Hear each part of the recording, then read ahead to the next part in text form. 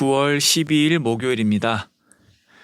오늘 우리가 함께 나눌 하나님의 말씀은 출애굽기 5장 1절부터 14절까지 말씀입니다.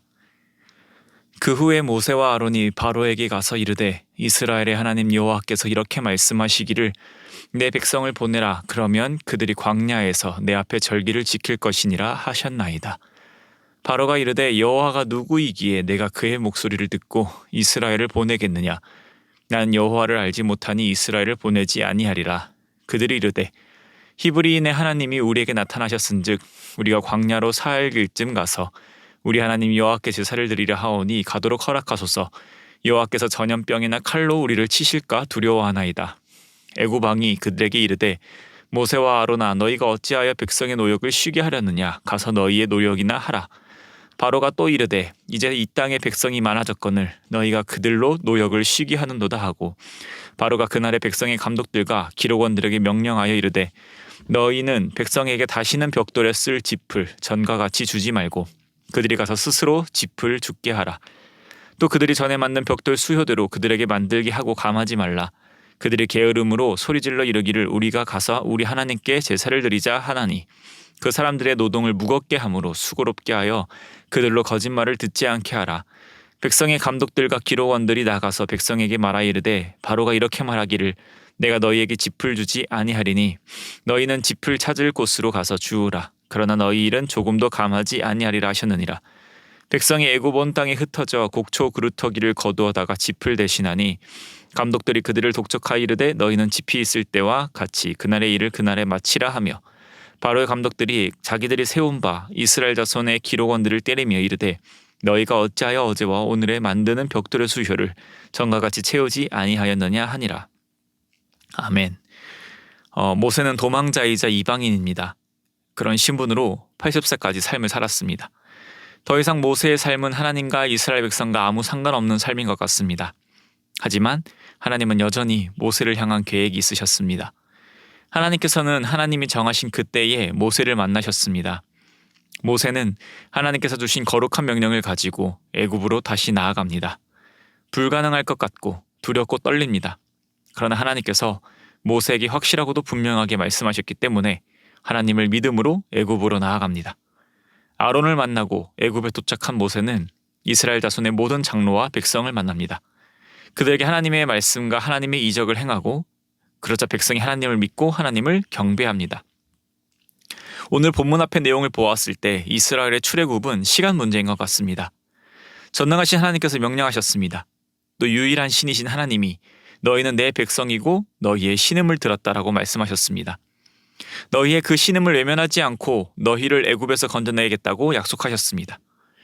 놀라운 이적도 보여주신 하나님이시기에 이스라엘 백성은 하나님께서 자신을 구원해 주실 것을 분명 믿었습니다. 하나님이 친히 명령하셨고 이 내용을 들은 이스라엘 백성도 호의적입니다. 모세와 아론은 이 모든 일이 순조롭게 진행되는 것을 보며 바로 앞에 당당히 섰을 것 같습니다. 하나님이 함께 하시기에 바로 또한 어쩔 수 없을 것이라 생각할 수 있지 않을까요? 출애굽기 5장 1절입니다. 그 후에 모세와 아론이 바로에게 가서 이르되 이스라엘 하나님 여호와께서 이렇게 말씀하시기를 내 백성을 보내라. 그러면 그들이 광야에서 내 앞에 절기를 지킬 것이니라 하셨나이다. 모세는 하나님께서 자신의 백성을 보내라 하셨다라고 바로에게 전합니다. 그러나 상황은 그리 순탄하게 흘러가지 않습니다. 모세와 아론은 아마 이 바로의 반응에 당혹감을 느꼈을 것 같습니다. 바로의 대답이 무엇인가요? 2절 말씀. 바로가 이르되 여호와가 누구이기에 내가 그의 목소리를 듣고 이스라엘을 보내겠느냐. 나는 여호와를 알지 못하니 이스라엘을 보내지 아니하리라. 내가 하나님을 모른다는 겁니다. 그래서 보낼 수 없다고 합니다. 모세와 아론은 다시 한번 말합니다. 3절 말씀. 그들이 이르되 히브리인의 하나님이 우리에게 나타나셨은즉 우리가 광야로 사흘길쯤 가서 우리 하나님 여호와께 제사를 드리려 하오니 가도록 허락하소서. 여호와께서 전염병이나 칼로 우리를 치실까 두려워하나이다. 모세와 아론은 이전보다 더 강하게 가지 않으면 하나님이 전염병이나 칼로 친다고 말합니다. 그러니 자신들도 하나님의 명령을 따를 수밖에 없음을 말씀합니다. 이런 강한 대답에 바로는 4절과 같이 말합니다. 애굽 왕이 그들에게 이르되 모세와 아론아 너희가 어찌하여 백성의 노역을 쉬게 하려느냐. 가서 너희의 노역이나 하라. 그리고 이어서 바로는 7절 11절 너희는 백성에게 다시는 벽돌에 쓸 짚을 전과 같이 주지 말고 그들이 가서 스스로 짚을 줍게 하라. 너희는 짚을 찾을 곳으로 가서 주우라. 그러나 너희 일은 조금도 감하지 아니하리라 하셨느니라. 이전보다 더 가혹한 노동을 할 것을 명령합니다. 바로의 입장에선 이것이 당연한 반응일 것입니다. 자신은 애굽의 왕입니다. 애굽의 왕이라는 것은 단지 인간의 우두머리 정도가 아닙니다. 그 또한 애굽에 있는 신들과 같은 신입니다. 자신도 신이고 애굽에 여러 신들도 있습니다. 그런데 하나님은 평생 들어본 적도 없고 알지도 못합니다. 그런데 그 잘 알지도 못하는 신이 보내라고 하니 그 말이 얼마나 이상하게 들릴까요? 설령 그런 신이 있다 할지라도 크게 상관없습니다. 왜냐하면 애굽은 매우 강대한 나라입니다. 매우 강대한 나라의 신은 매우 강한 신입니다. 이스라엘은 그들의 노예입니다. 그렇다면 이스라엘의 신, 하나님은 별 볼 일 없는 신입니다. 바로에게 있어서 하나님의 말을 들을 필요가 전혀 없는 것이죠. 하나님의 말을 듣는 것은 바로에게 있어서 비상식적인 일이기도 하거니와 손해가 극심한 일입니다. 이스라엘 사람들은 많은 노동력을 제공해 주었기 때문입니다. 많은 노동력을 제공하는 이스라엘이 애굽을 떠난다면 애굽 사회에는 큰 문제가 생길 것입니다. 여러모로 바로에게 있어서 이스라엘 백성을 내보낸다는 것은 있을 수 없는 일인 것이죠. 그렇기에 바로는 이 하나님의 말이 중요하지 않습니다. 말씀에서처럼 오히려 이 말을 통해 바로는 이스라엘에게 분노를 쏟아냈습니다. 그들이 일하기 싫어 말 같지도 않은 말을 한다고 생각했던 것이죠. 하나님의 말을 전한 모세와 아론은 당혹스럽습니다. 하나님의 말을 전했습니다. 전능하신 하나님, 이적을 보여주신 하나님이 이번에도 놀라운 방법으로 해결해 주실 것 같습니다. 그러나 그들에게 돌아오는 것은 바로가 하나님을 부인하는 것이고 이스라엘의 고난이 더 심해졌다는 것입니다. 세상의 기득권이 하나님을 모르는 자들입니다. 그런 세상 속에서 하나님의 백성으로 살아간다는 것은 필연적으로 고난이 찾아올 수밖에 없습니다. 오늘 본문에서 보여지는 이스라엘 백성이 바로 그런 것이죠. 그들이 살아가는 세상은 애굽입니다. 그들은 애굽 사회에서 피지배자입니다. 그들이 하나님의 백성이라는 정체성을 찾고 살아가려니 더욱더 큰 고난이 찾아올 수밖에 없습니다.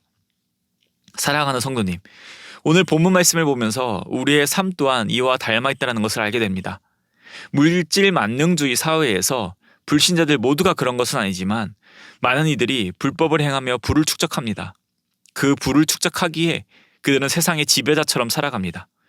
하나님을 알지 못하고 또 부인하고 혐오하는 이들이 지배하는 그 세상에서 살아간다면 그리스도인들은 어떨까요? 당연히 그들과 가치관도 다르고 삶의 목적도 다르기에 갈등이 생길 수밖에 없습니다. 그리고 그 갈등 때문에 고난을 받을 것입니다. 그리스도인은 오직 유일하신 하나님께 순종하며 살아갈 뿐입니다. 그러나 그것으로 인해 고난받습니다. 바로와 같이 하나님을 알지 못하는 이들은 이해할 수 없고 알지 못하기 때문이죠. 그리스도인이기 때문에 세상이 이해하지 못하기에 고난받는 것이 당연하다면 오히려 우리는 주 안에서 범사에 감사할 수 있을 것입니다. 우리의 삶의 목적 자체가 하나님을 사랑하고 하나님의 말씀에 순종하며 사는 것이라면 하나님을 믿는데 왜 고난이 오는 거냐고, 하나님을 믿기에 삶이 순조로워하는 것 아니냐고 불평하지 않을 것입니다. 사랑하는 성도님, 그러므로 오늘 하루도 그리스도의 제자로 살아가길 우리가 소망합니다. 하나님을 알지 못하는 이들이 때로는 우리의 삶의 방식, 우리의 목적을 이해하지 못해서 갈등과 고난이 생길 수 있습니다. 그때에도 그 고난 가운데 인도하시며 우리의 선택을 통하여 영광 받으시는 그 하나님으로 인해서 기꺼이 기뻐하는 우리가 되기를 소망합니다. 그리하여 오늘 하루의 삶도 하나님께 영광 올려드리며 믿지 않는 이들에게 그리스도를 증거하는 귀하고 복된 하루가 되시기를 소망합니다. 기도드리겠습니다. 하나님 아버지 감사드립니다. 오늘도 여전히 하나님을 예배하며 하나님께 찬양하며 살아가게 하시니 감사드립니다. 하나님, 우리는 하나님의 자녀로 하나님께 순종하며 살아가기를 원합니다. 그러나 하나님을 알지 못하는 이들로 인하여서 우리의 삶에 고난이 찾아오는 것을 경험합니다. 하나님께 영광 올려드리기 위하여 하는 행동으로 인해서 우리는 때로는 이 세상에서 손해볼 때도 있고 피해를 입을 때도 있습니다.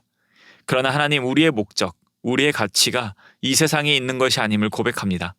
하나님께 순종함이 우리의 최고의 가치이며 하나님께 예배드리는 것이 우리의 최고의 가치이기에 그것으로 오는 고난을 기꺼이 견디고 이겨내는 은혜를 허락하여 주시옵소서. 오늘 하루의 삶에서도 그리스도의 제대로 살아가기 위해서 많은 고난이 있을 것입니다. 내 마음 깊숙이 있는 죄성과 또 하나님을 알지 못하는 이들과 살아가기에 생기는 고난 가운데 기꺼이 하나님께 순종하여 오늘 하루도 주님께 영광 올려드리는 삶 살게 하여 주시옵소서. 오늘 우리를 통하여 주님 영광 받아 주실 줄 믿사오며 이 모든 말씀 우리를 권하신 예수 그리스도의 이름으로 기도드립니다. 아멘. 우리 시간에 주신 말씀을 통하여 기도하시고 또 주간 기도 제목에 따라서 훈련과 교육을 위하여서 함께 기도드리겠습니다. 제자 훈련을 비롯한 평신도 훈련을 통하여서 예수님 닮은 온전한 주님의 제자들이 세워지도록 우리 주일학교 영아 유치 1, 2부, 유년, 초등, 어린이, 청소년과 청년부 부흥을 위하여서 또 담임 목사님과 모든 말씀 사역자들 또 주일학교 교사들을 위하여서 함께 기도해 주시기 바랍니다. 함께 기도드리겠습니다.